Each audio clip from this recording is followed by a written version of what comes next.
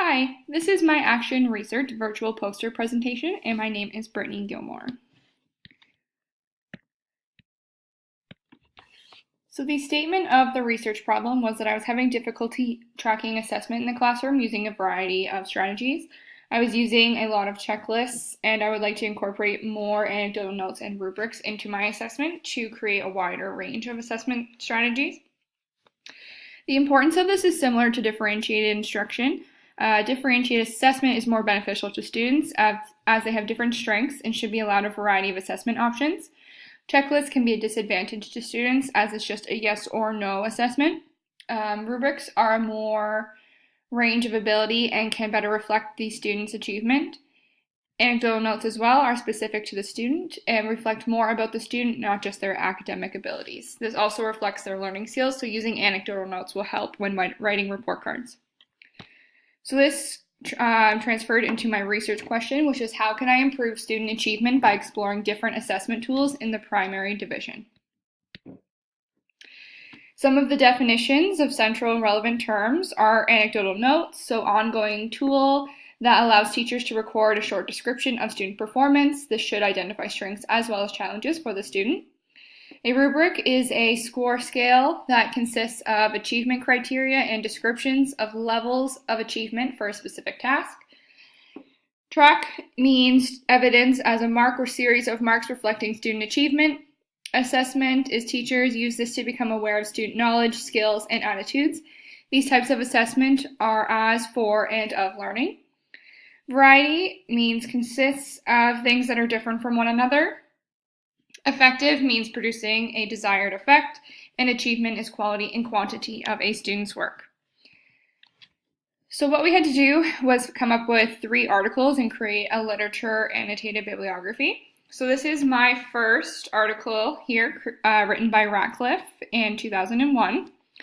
The purpose of this article is an evaluation of different assessment strategies and a discussion on how to ensure your assessment strategy is authentic. This article will be beneficial for new teachers to read when trying to determine which assessment strategy to use in the classroom. This article discusses a variety of assessment strategies such as checklists, anecdotal notes and observations, pictures, work samples, or an audio tape.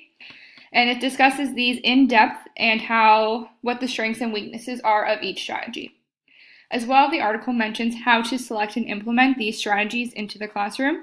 I'll be using this source to further develop my anecdotal notes assessment strategy, and I will use suggestions from this article to put this into practice within my classroom. This is my second article by Frey, Schmidt, and Allen in 2012. So this article focuses on the notion of ensuring all of our assessments are authentic. What this means is that our assessment should reflect real-world skills or expectations. Real-world skills should be assessing on their oral communication abilities, having students analyze news reports, or writing a report on documentaries. Skills that are useful outside the classroom, essentially, are real-world skills. The article groups authentic assessment into 3 categories, which is the context of the assessment, the role of the student, and the scoring, are the 3. The context of the assessment refers to the realistic context of the assessment and if the task is performance-based. The role of the student should be to collaborate with each other and the teacher.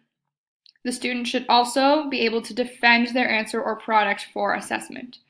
Finally, the scoring should be developed with the students. The article discusses how students should have the opportunity to self-assess and peer assess.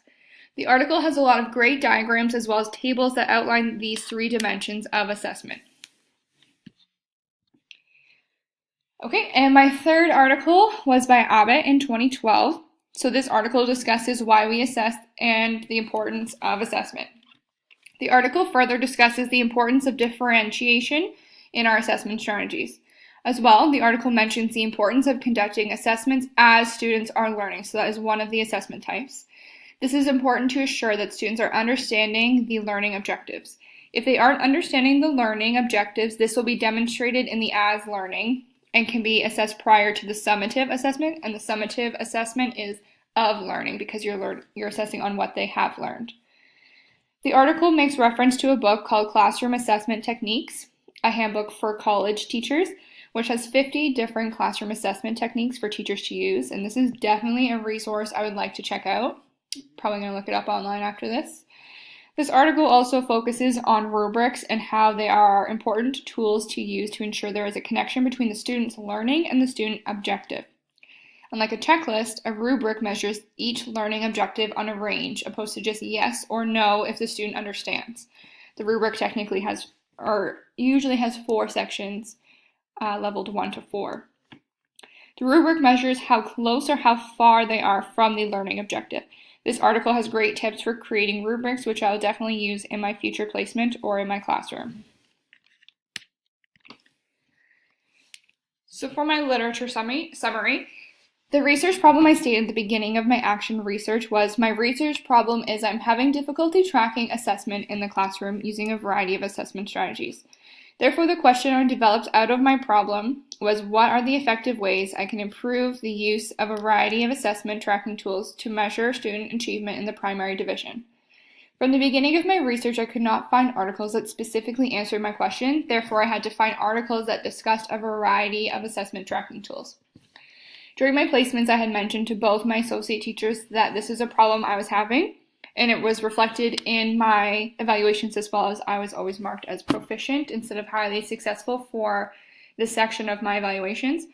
And due to the lack of research, I could find my associate teachers were saying, my associate teachers were correct in saying that it comes with practice.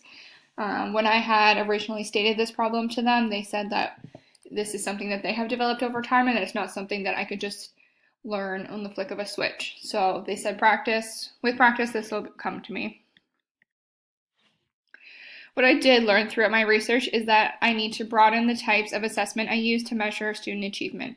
Checklists are good to use, however, not as frequently as I have been using them.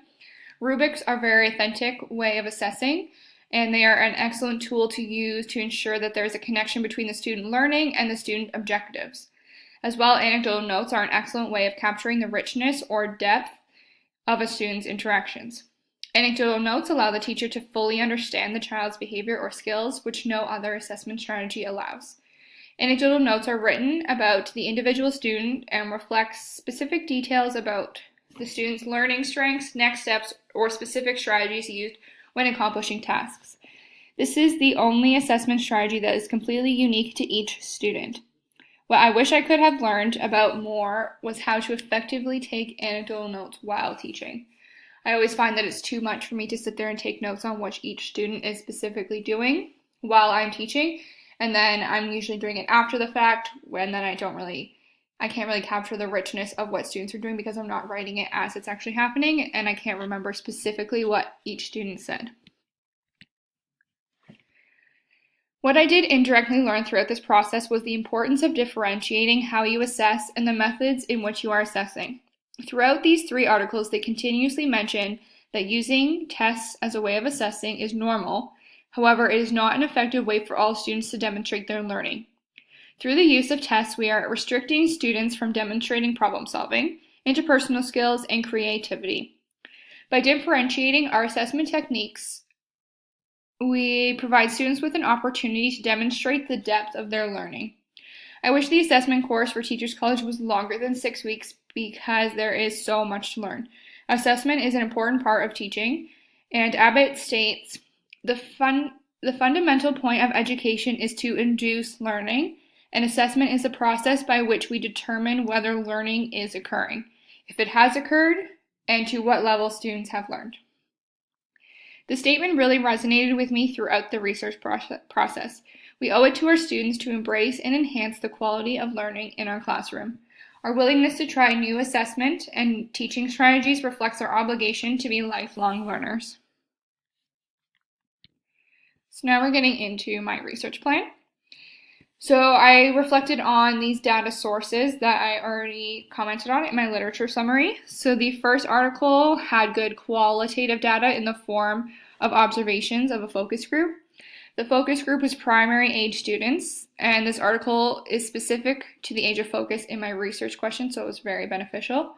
I chose this article because it was in a classroom setting and had specific examples of assessment types in the classroom and how they were incorporating it.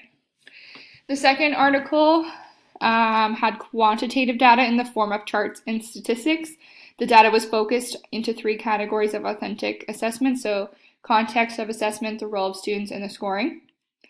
The article also had percentages that these assessment categories were being used in the classroom, and I chose this article because it differed completely from my first article and provided a contrast of information. The third article also had qualitative data in the form of conversations with other educators on the topic of assessment. So these conversations were done in the form of interviews. The article was similar to the first in terms of specifically looking at the different assessment types. However, instead of observing the students, this article was a discussion with the teachers. I chose this article because it connected well with the first article, but it did differ. The first one was more conversations with students, and this one was more conversations with teachers.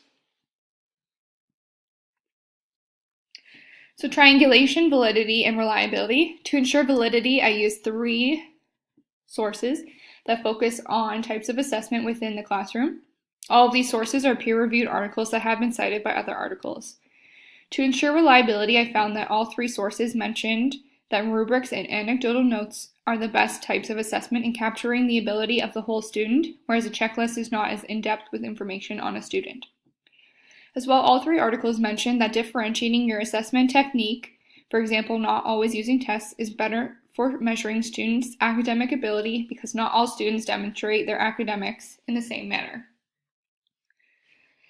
Due to these articles stating similar information in different formats and using different methods of collecting data, I feel confident that my research is reliable.